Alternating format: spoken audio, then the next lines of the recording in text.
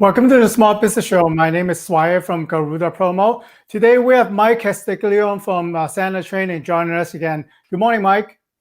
Morning, Swire. Pleasure to be here.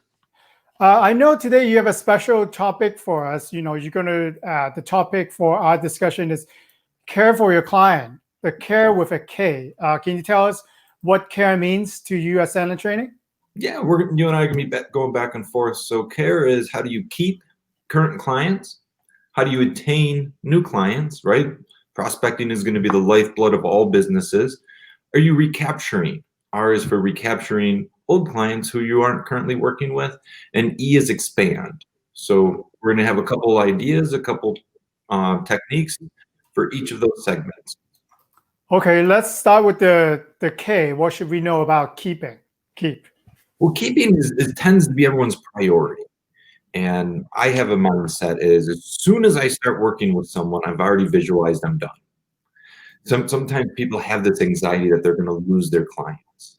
So first and foremost, keeping is the best part. It's the fun of what we get to do. It's the passion of why you picked up and did your business. Mm-hmm. So first and foremost, do great work. That's hands down everything.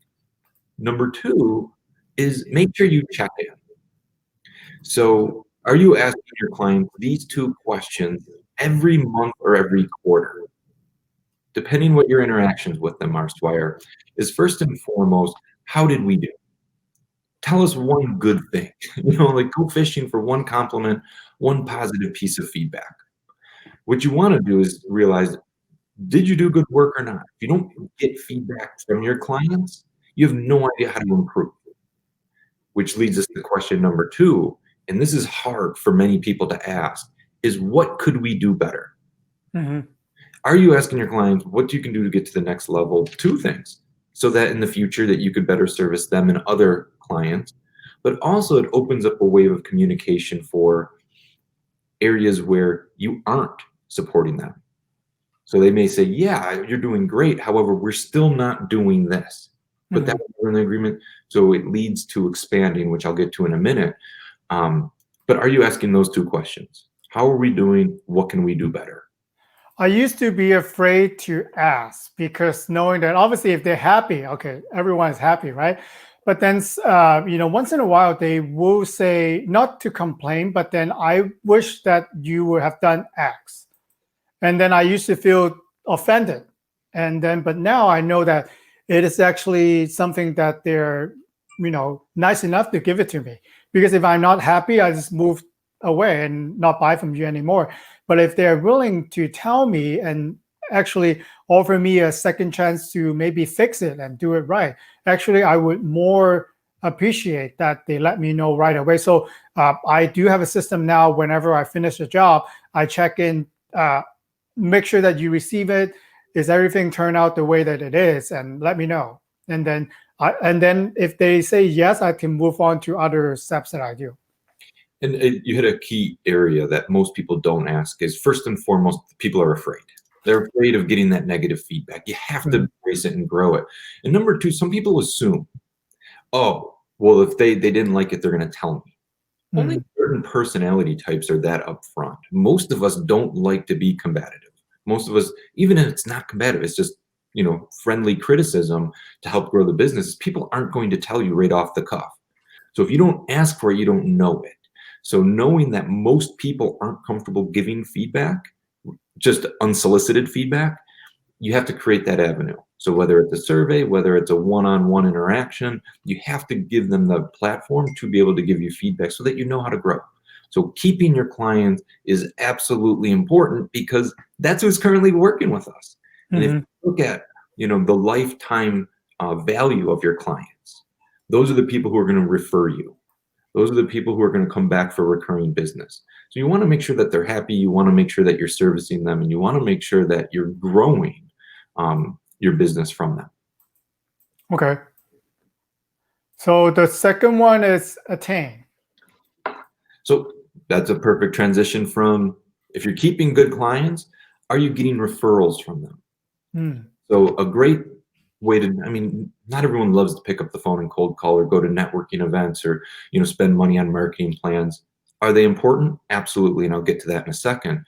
But the easiest way is, just shifting away right from your current clients. Have you asked them something non-evasive, simply like, is there anyone in your world you recommend I connect with? So when I first sit down with clients and we set up an agreement, I'll say, if you're happy when you're done, can we have a conversation about anyone in your world? So I just plant the seed. Because what happens so often, Swire, is when people ask for referrals, people are caught off guard and they don't have anyone pictured in their head. Mm-hmm. So first and foremost, do you know someone who needs sales development? You might say, I don't know. However, if I plant the seed early, can I ask you some questions about who in your world might benefit from a conversation with me? Then in a month or 2 or 3, when I ask that question, you are already ready to start answering it. And don't be okay with no. Start to paint the picture of who you would like to be connected with. So if someone says, I'm not quite sure, then you can start to say, no problem. Maybe there's a small business owner in your world, or maybe there's an organization that could use someone for presentations, or you start to paint, and then they start to think. Mm-hmm. So when you're starting to look for more clients, start with your current clients. And then number 2, my suggestion for everyone is pick up the phone. Right now, LinkedIn, it's very saturated. Don't stop using it, but it's very saturated. A lot of messages going out there, a lot of messages happening in, emails. People are, that's hard to get a hold of new people. But my suggestion is to make a minimum of 5 dials a day. And the dials can be of 1 of 3 people. First and foremost, your current clients. Are you checking in on them? That should be absolutely a priority. Number 2, are they people in your what you call spheres of influence? So it's not necessarily you're calling them for business, but you're calling them to not only pick their brain a little bit about what they're doing, but they may know someone who they can connect you with. Mm-hmm. So that you're starting to build those referrals into your connecting calls. And then number 3, a strategic person who might be able to do business with you. Are you researching 3 to 5 companies at a time who they don't know who you are? Mm-hmm. Put the phone and call. I know that's scary for many people, but trust me, right now, people are very accessible by a phone. They're picking up the phone and they're listening. They don't need your service to politely tell you. If they do, that became a long-term client and piece of business that you never had before. So I'm going to encourage everyone to make 3 types of phone calls every single day. If you make it a regular behavior, you don't avoid it. And a wise person once told me, Swire, if it's important, do it before 10 a.m. Okay. So yeah, that's true. it's easy to say, I'll make my calls this afternoon. I'll make them after this meeting. Right. Something always comes up. And here we are at home. I'm going to go take the trash out. I'm going to go do yard work. I'm going to go. Everything gets in the way. So if it's worth doing, and I hope attaining new clients and growing your business is worth it to you, do it before 10 a.m.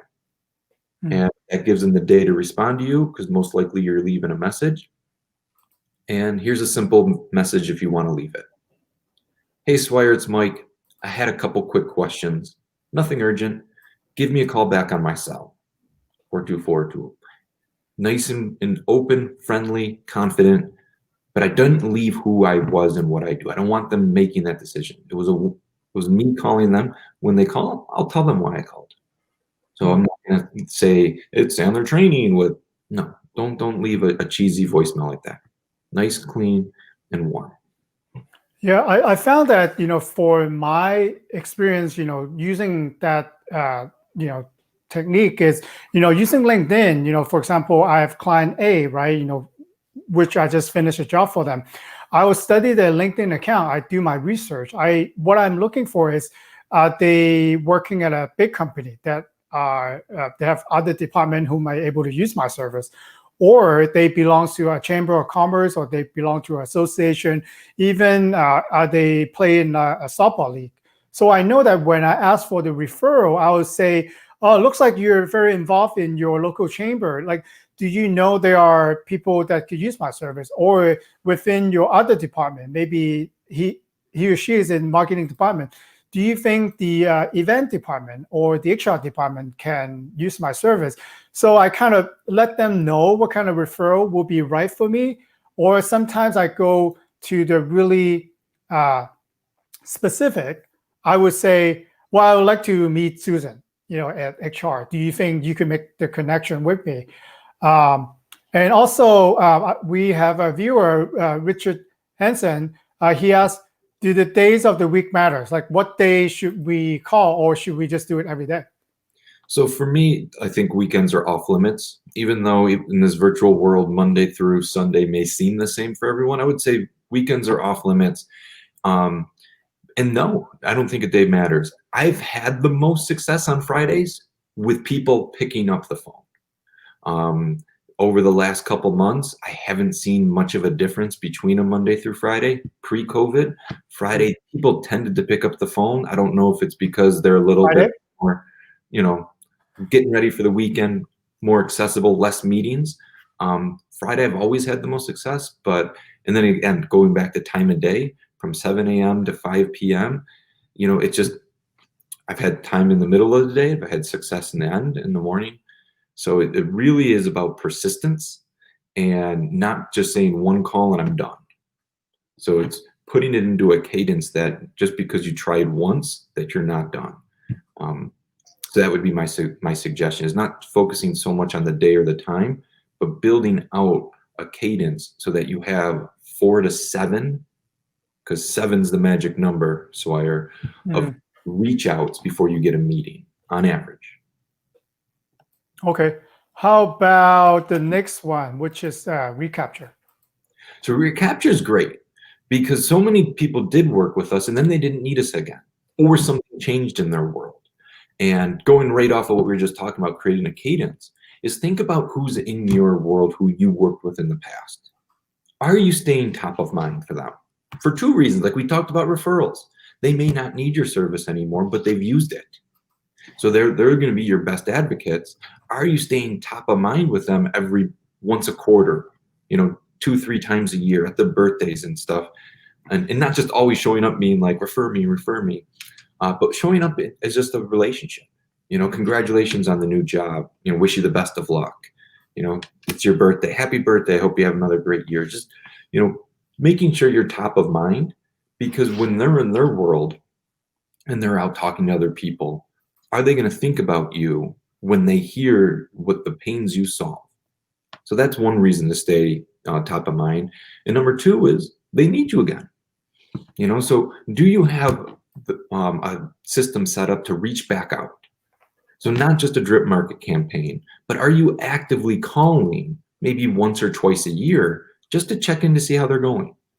What I like to say is, so it's obviously this year has been a crazy year. So that's, how have things changed for you? So I'm assuming that things aren't the exact same as the last time I spoke. And then that opens up whether they want to go personal, whether they want to go professional. So I ask, just wanted to call in, see how things have changed over the last couple months and see how you're doing. Let them articulate it. I might share 2 or 3 things that I'm doing differently, whether it's, groups that I'm being a part of, articles that I've read that might pertain to them, or professionally new programs or things that I'm doing, just so that they're top of mind. And then I always have an ask. I don't suppose anyone in your world could use one of these. And then that opens up the conversation for, oh, actually, I would love to talk about that. So we can then set up a time to talk about it. Or, yeah, I was just in this, like you were mentioning, I'm in the chamber and they were talking about, institutionalizing this. I think that would be great for your services. Yeah, I think recapture is important too, especially you and I are pretty active on LinkedIn, right? So I'm sure that for the past few months, you see people are moving on, and some people are unfortunate that being laid off. So they will change their status if they choose to, right? Then you get prom and update. So I think that's a great way for me to recapture, because if I know that they're switching jobs to another company, sometimes it means that they can bring me along to the new company. So that's the best way I'll recapture. Not right away. I'll do something, congratulate you, let's keep in touch. But then, maybe a couple months in, I will make an effort to reach out again. How are you doing on your new role? We could, talk again to see what the new challenges are, to see if I could, help them at the new role. Then I'm actually gaining a customer. So, and then also at their old company, I need to make the introduction, hopefully, so that I could keep the account. So I think recapture to checking in is very important. And you and I are both ambassador at the chamber. We learned something that we know that our client might be an interest of them, or they might wanted to find out about that news. Sometimes, to break the conversation, give me an excuse to call them. I'll call them to tell them the news. Hey, I know that this is coming up that might change your industry. What do you think? I might just kind of sound like I want to get the quote on it, or maybe tell them the news, and then it brings on to the conversation, to check in and give a good open dialogue. I loved your line, Swire, of I want to check and see your new challenges. Obviously, they have a new job. They're coming into a new environment. I want to see what the new challenges are. So maybe they're the same as the other one, maybe they're not. But it opens up the dialogue to see, is there a challenge that you have a solution for? And again, you're there. Going back to the acronym is about care. You have to care. This isn't about just growing business. It's about understanding the relationship, really caring about if you can solve their solution or not. And like you said, if you don't have a solution, you can pass them on to maybe like the chamber or someone who does have a solution. I love it. Mm-hmm. How about expand? Is it the year that we wanted to expand, or what would you think? So a couple different things, how I would take expand is not just your own business, but internal to the business and your current clients that you're working with. I was in a business conversation this week with two veteran business owners, one 25 plus years, one with 35 plus years of experience. And there's the schema or the idea of, I don't want to sound like a salesman. I don't want to upsell. And I agree with them wholeheartedly to a point.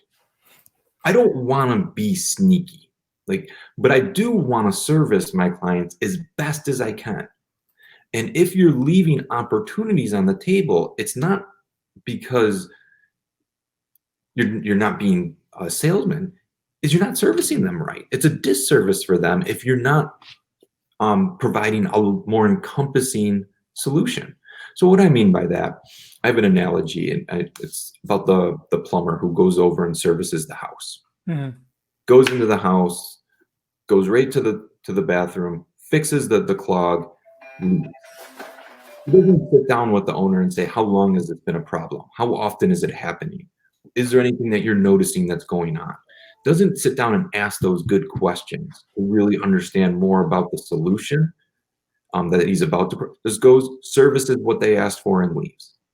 Well, the reality is this plumber needed all new, or this homeowner needed all new pipes, and they ended up going to someone else, and they left almost $25,000 worth of work on the table and only had a couple $100 servicing. It's not that they were being salesy; they didn't ask the questions. Mm-hmm. So when it comes to expanding, do you care enough to ask the questions? So don't think of it as I'm trying to be salesy or upselling. No, you're not trying to trick them. That's not what this is about at all. It's about asking good questions to better understand their current situation so that you can expand throughout and help them. I always ask my clients, do you believe in what you do? Do you believe that your solution really helps your prospects? And everyone's always like, yeah, of course. Well, if you believe, then don't you want to help them as best and as complete as possible? Because if you don't, you're doing them a disservice. So I want you to shift that belief of I'm being that salesy person to I'm trying to do them a service of, if there's another way I can help them, because they trust me, they've done business with me in the past, they're continuously doing business with me, they get a value, it's fair, well then let's expand. Let's do business internally, and that helps you in multiple ways. Not only it increases your revenue, but it increases your stickiness. Right? The idea that you want to be engaged with a client long-term so that you have a longer value, and you don't have to prospect as many people, or if you keep your prospecting, then you can expand. So then we can start talking about expanding your current business outside of multiple revenue streams.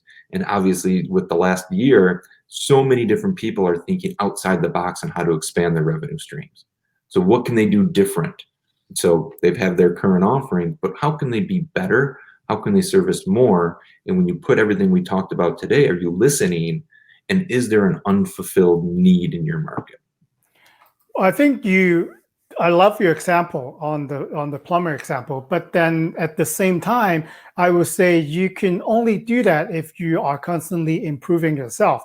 Because if you train to be aware of what's surrounding you, then you could point out the little things that could potentially upsell or make your project to be bigger. Give you a quick example. So right now, I'm in promotional product. Normally people will buy to give it away as a holiday gift, right? But this year we are probably not going to have in-person, party. So then I see that customers are still buying some of it, but then I could right away tell that they are buying everything to try to mail them out. So because I'm aware of the situation around us, I will ask them that question. Would you like me to fulfill it for you? I can actually help you put it in a box, pad it the way that you want it, make it presentable, and I could help you drop ship it to all the locations that you have. So a lot of them said, yes, I would like to look into that information. So I'm actually increasing the invoice for the business by knowing that there's such a need in the industry. And I know that that's probably what they're going to be doing. So that could plug into whatever industry that you're in. They might be buying it from you or using your service so they can do more. Or can you help them with the more? Then you will be getting more. I love it. I love it. Again, fulfilling that need and helping them make it easier. So that's what it's all about. So if it's just taking your business to the next step, something that you're not currently doing, but you're helping them in a new way, that's going to expand your business. I love it. Yeah, I have Richard Henson here. He's participating today. Give you a quick background on Richard. He is in the IT service consulting business. So I think he means that 7 companies that he's servicing with. How many days should he be reaching out or try to build the relationship? Because for him, it will be very involved with the IT infrastructure. So for him, will be more time consuming. It won't be transactional, but like ongoing services. He's asking. And then I'll be Richard. I'll be recording this. You can see it later. So he's asking about the 7 contacts in their cadence. Yeah. So the magic number is 7. So that's phone calls, that's emails, that's LinkedIn. And for me, Richard, it's at least a week in between emails. In between the 2 emails, I'm going to do a call. So if I'm calling every day, that's too much.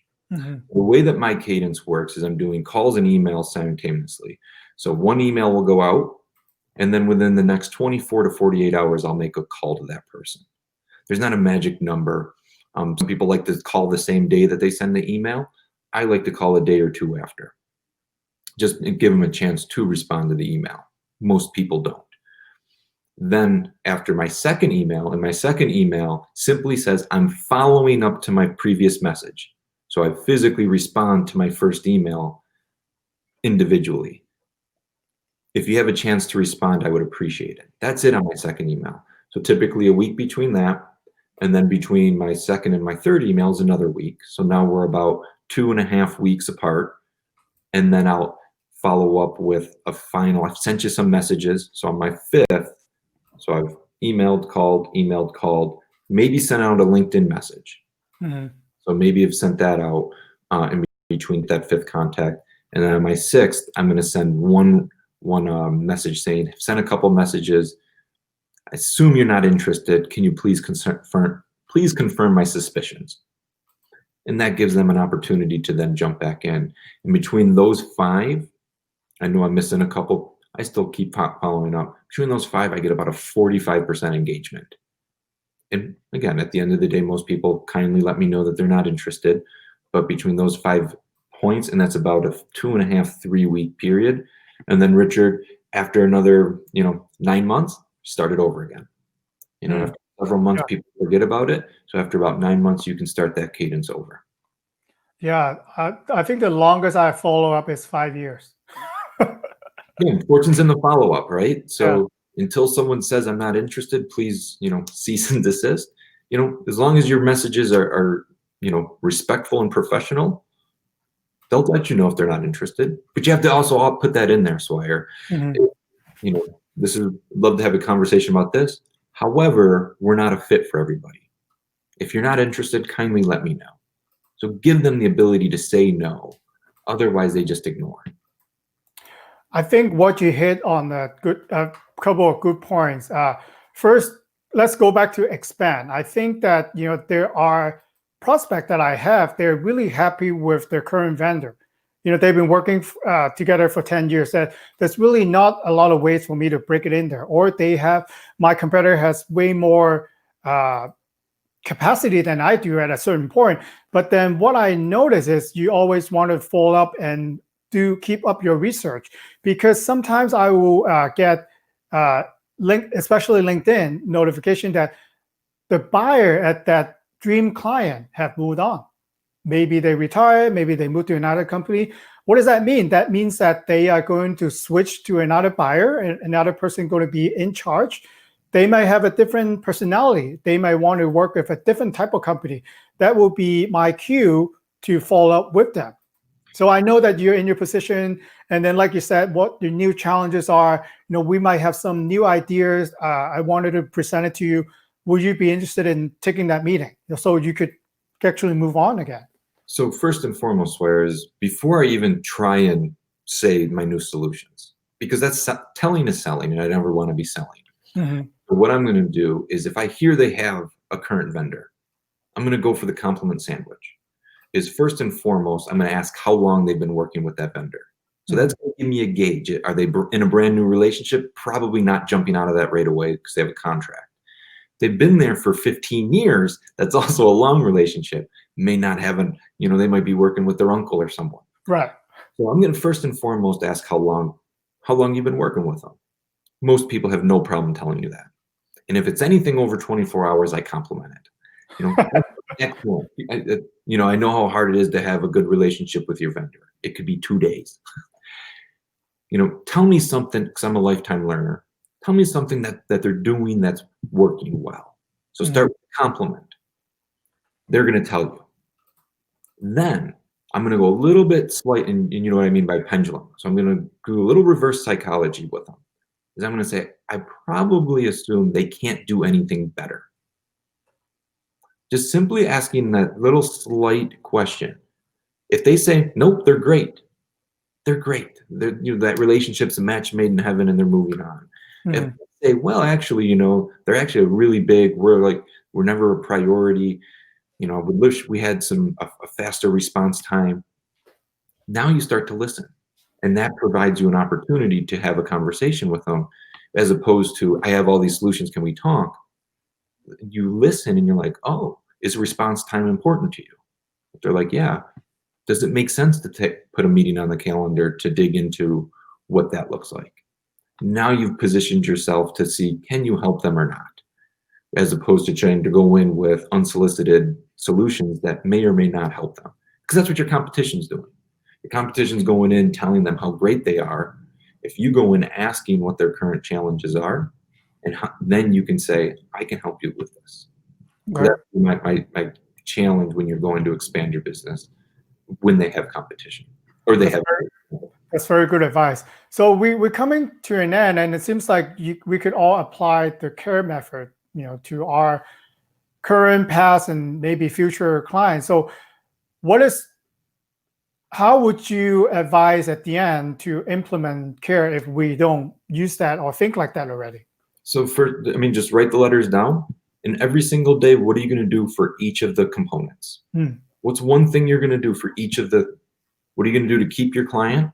What are you going to do to attain a new client? What are you going to do to recapture and to expand? So every day, it doesn't have to be directly proportional. It doesn't have to be 25% for each, but create yourself a nice plan that every single day, week, and month, you're engaging in each of those components strategically. Just don't think, yeah, I've done that in the past, right? So the idea is, are you putting it on your calendar and purposefully engaging with KARE? Not just saying, oh, I've done all those things. Do you do them regularly? That's going to be the difference between, just having a good business and thriving into the future. Thank you so much for all the advice today. I'm going to think about that. Maybe I should just map out all the clients again, put them into the different category. Am I really doing what I should with all of them? Excellent. Well, Swire, it's always a pleasure to be here. As always, if you're not connected with us on LinkedIn, please do. And let's look forward to the next time. Thank you, Mike. I'll put your contact information in the chat, and feel free to reach out to Mike. And he also have free training session. Connect with him, ask him about it. Thank you so much, Mike. Thanks, Swire. Bye.